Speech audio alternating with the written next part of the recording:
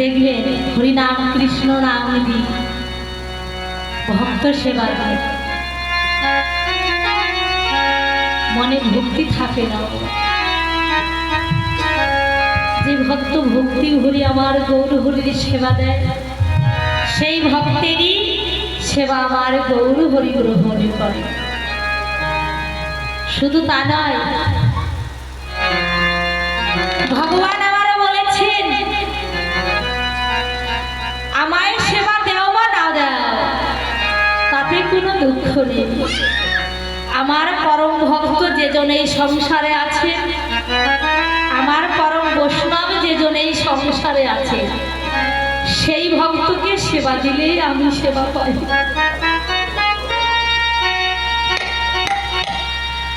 তাই এমনই ভক্ত ছিল বাবা, প্রেমের ভক্ত, নামের ভক্ত আমার রবিদাস। তিনি যে আমার পরম ভক্ত, এই ধরার মাঝে গৌর হরি আমার প্রচার করে গেছেন, তাই না? তাই এই রহিদাস যে এ যুগে ভক্ত হয়েছেন, রহিদাস হয়েছেন বাবা, তার পূর্ণ স্বীকৃতি যদি আগের জন্মে না থাকে, তিনি এ জন্মে এত মহৎ ভক্ত কখনোই হতে পারতেন না। তাই এই রহিদাসে যে এ যুগে রহিদাস হয়ে ভক্ত হয়ে এসেছেন পরম,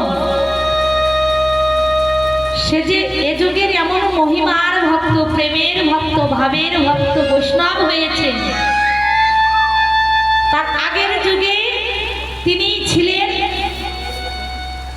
রামদাস নামে। এই রামদাস যখন মাতৃগর্ভে এসেছে,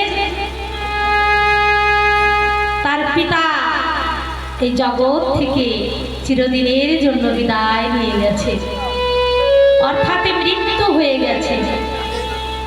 এই রামদাস যখন এই ধরার মাঝে এসেছেন মাতৃ থেকে ভূমিষ্ঠ হয়ে, যেদিন ভূমিষ্ঠ হয়েছেন বাবা, সেদিনই আমার রামদাসের মায়ের মৃত্যু হয়ে গেল। গ্রামের প্রত্যেকটি মানুষ বলছেন এই অপয়া ছেলেটিকে গ্রামের মধ্যে রাখা যাবে না, সমাজের চাপ, একে এই গ্রাম থেকে দূর করে দাও। যে সন্তান এই ধরার মাঝে আসতে না আসতে তার মাতা পিতা দুইজনকেই খেয়ে নেয়, সেই সন্তান তো মঙ্গলের নয়। এই শিশু পুত্রটিকে এই গ্রাম হতে দূর করে দেয়।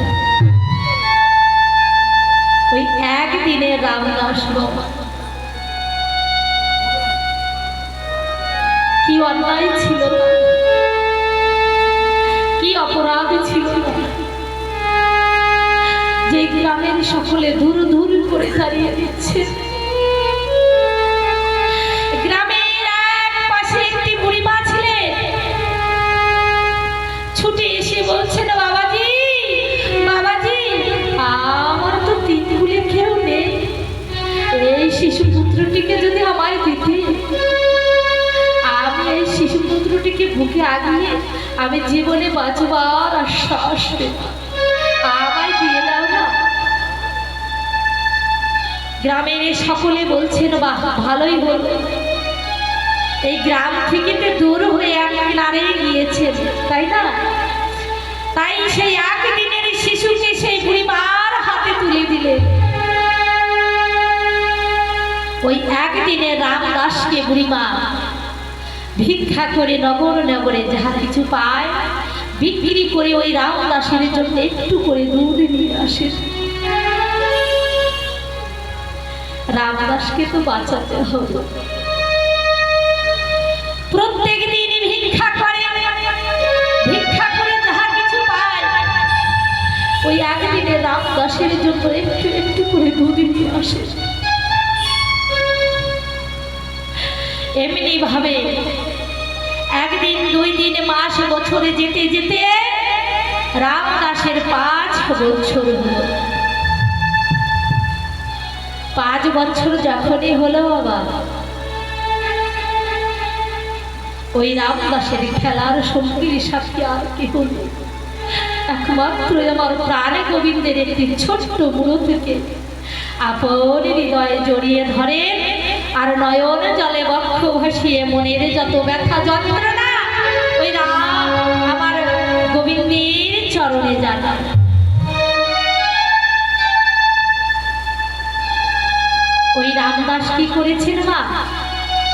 এই যে আমরা মায়েরা কত মেলায় গেলে হরিবাসরে গেলে কত মেলা বসে, তাই না?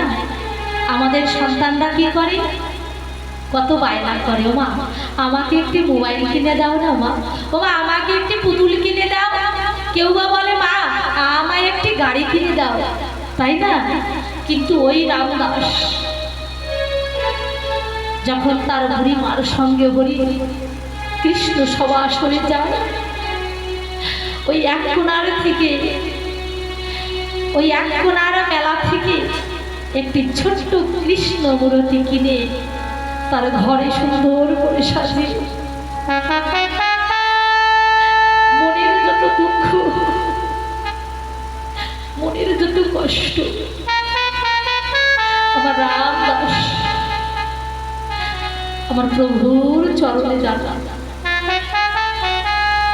এই রামদাসের এমন ভক্তি,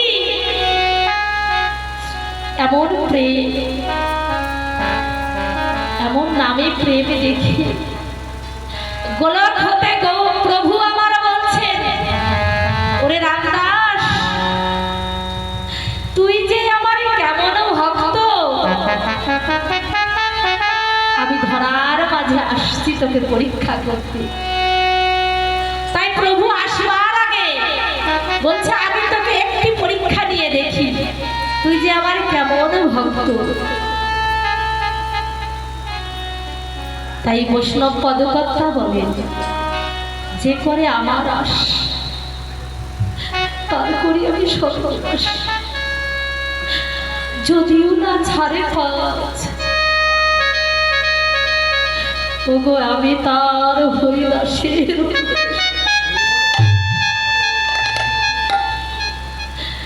ওই 5 বছরের রামদাস তার বুড়িমাকে 3 দিনের জ্বরে আমার প্রভু চরণে নিয়ে গেছে। ওই 5 বছরের রামদাস বাবা ছুটে গিয়ে বুড়িমার চরণে জড়িয়ে ধরে, ও মা গো তুমি আমায় ছেড়ে যেও না মা, এইভাবে তুমি ছাড়া যে আমার আর কেউ নেই। ও মা গো একবার নয়ন পানে চেয়ে দেখো মা, আমি তোমার রামদাস, আমায় তুমি ছেড়ে যেও না মা।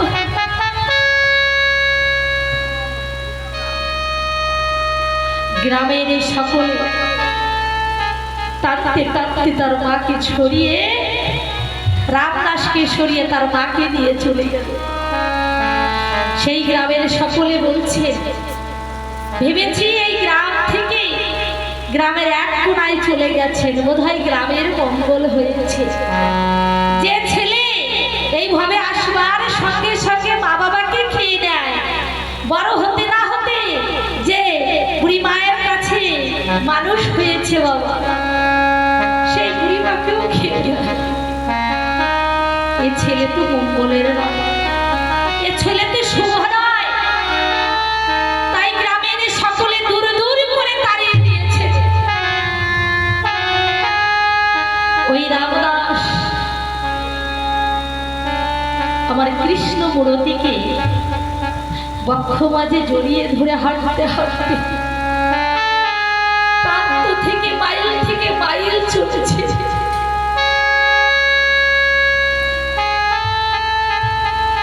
নগরে নগরে গিয়ে বলছে, ওগো মা গো আমার কিছু খেতে দাও, আমি যে 3 দিন কিছু খাই না, ও মা আমারও বড্ড খিদে পেয়েছে, আমায় কিছু খেতে দাও। ও মা ওই রামদাসকে গ্রামের কোনো মায়েরাও খেতে দেয় না, কোনো মায়েরা খেতে দেয় না, বলে দূর যে নগরে নগরে যায়, যে ঘরে ঘরে যায় খাবার জন্য, সেই ঘরেই রামদাসকে দূর দূর করে তাড়িয়ে দেয়। কাঁদতে কাঁদতে নয়নের জলে দুঃখ ভাসি আমার কৃষ্ণ মূর্তিকে বক্ষ মাঝে জড়িয়ে হে দয়াময়, তব চরণে কি অপরাধ ছিল, এইভাবে আস্তে আস্তে আমার জন্মদাতা মাতা পিতাকে তুমি নিয়ে নিলে। কি অপরাধ ছিল তব চরণে, যে মায় আমায় লালন পালন করে বড় করল, তুমি তাকেও নিয়ে নিলে। কাঁদতে কাঁদতে রামদাস একটি বৃক্ষের তলায় গিয়ে বসে নয়নের জলে ভাসতে ভাসতে, ও বাবা কখনো জানি নয়ন খালি ঘুরে এসেছে। প্রভু আমার ডাক দিয়ে বলে, ওরে রামদাস, আমি দ্বিতীয় পরীক্ষা করিতে ধরার মাঝে আসছি। ওই ভক্তি ভরে ডাক শুনে প্রভু আমার গলত হতে ছুটে এসেছে তিনহীন কাঙালের বেশে, ছিন্ন বস্ত্র মলিন বদনে নিয়ে একটি লাঠি হাতে ভরে দিয়ে দাগি দিয়ে বলছেন, রামদাস রামদাস, কে কে আমায় এমন করুণী সুরে ডাকে, কে আমায় এমন ভাবে ডাকে, রামদাস রামদাস বলে কে? আমি রামদাস। ও রামদাস, আমায় কিছু খেতে দাও, আমি যে পথ ভিখারি, আমি যে পথের ভিখারি, আমায় কিছু খেতে দাও। যেজন আমার বিশ্বের শ্রেষ্ঠ আমার প্রাণ ভগবান, তিনি দিনহীন কাঙালের এসে ভক্তের সম্মুখে দাঁড়িয়েছে দুহাত বাড়িয়ে ভিক্ষা করেছে। বাবা ভগবান আমার পারতেন না, যার ঐশ্বর্য চলছে, যার আভিজাত্য আছে, যার এই সংসারে কোনো কিছুর অভাব নেই, ভগবান আমার সেই ভক্তের কাছে যান, যে ভক্ত আমারও ভক্তি ভরে ভগবানকে হৃদয় মাঝে রাখে। ভগবানের যদি আমার ঐশ্বর্য আভিজাত্য বড়লোকের ঘরে যেতে, তাহলে সেদিন কেন ভগবান আমার যুধিষ্ঠির ঘরে রাজভোগ ছেড়ে এসেছিলেন কোথায়? বিদুরের ঘরে। পোকা লাগা খুব সেবা করবে,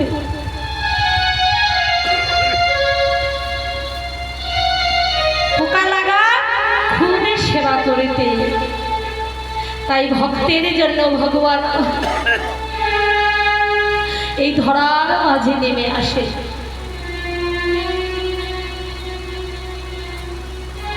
ওই রামদাস বলছেন, আমি তোমায় কি খেতে দেব? আমি তো 3 দিন কিছু খাই না, আমি যে তোমায় খেতে দেব? আমি তো 3 দিনই কিছু খাই না, আমি তোমার কোথা থেকে খেতে দেব?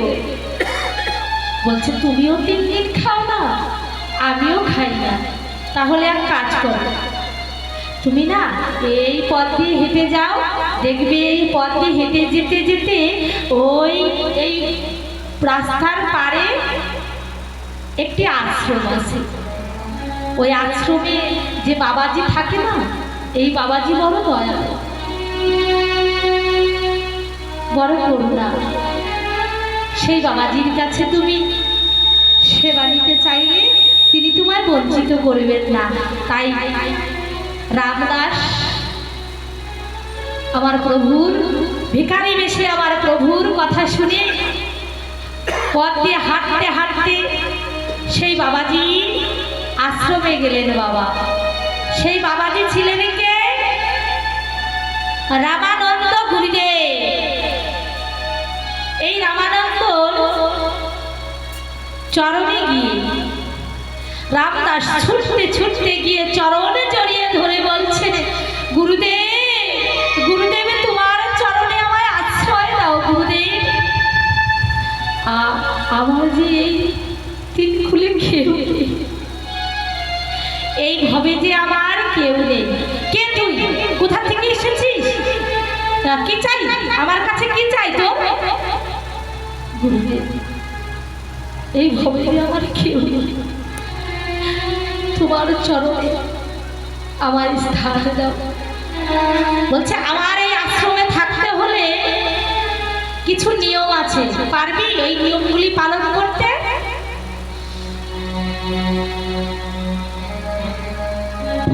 রামদাস বলছেন, বলে দাও গুরুদেব, তুমি আমায় বলে দাও। বলছে, আমার এই আশ্রমে থাকতে গেলে মুষ্টি ভিক্ষা করতে হবে। মুষ্টি ভিক্ষার নিয়ম, কেউ যদি তোমার বদন ওই মলিন বদনে দেখে এক মুষ্টি ভিক্ষা দেয়,